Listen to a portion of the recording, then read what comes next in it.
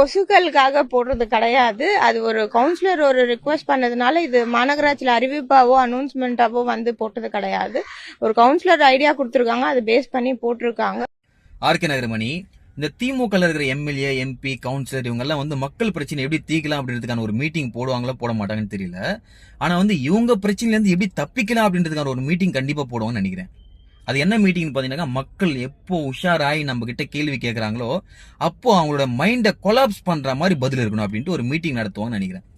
ஏங்க நீங்களே சொல்லுங்க, மேயர் பிரியா மேடம் அவர்கள் கொடுத்தது மீடியா கிட்ட கரெக்டான பதிலா? உங்களுக்கு எதனா புரிஞ்சுதா?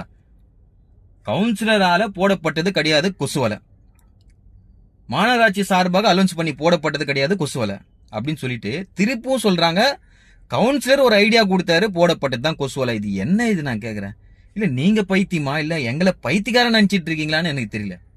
இப்படிதான் 72 வருஷமா மக்களை முட்டாளாக்கி வச்சிருக்காங்க. இனிமே ஏமாற மாட்டாங்க, தெல்ல தெளிவாயிட்டாங்க. உங்களை ஒழிச்சு காட்டுறதுக்கு அடுத்த 50 வருஷத்துக்கு தமிழ்நாட்டின் நிரந்தர முதலமைச்சர் யாரு அப்படின்றதுக்கும் முடிவெடுத்தாங்க தமிழ்நாட்டு மக்கள். சிந்தித்து செயல்படுங்க. அடுத்த ஜெனரேஷன் வாழ வைக்கிறதுக்காக, அடுத்த ஜெனரேஷன் சேஃப்டிக்காக நினைச்சு தமிழக வெற்றி கழகத்துக்கு பார்க்கணும்.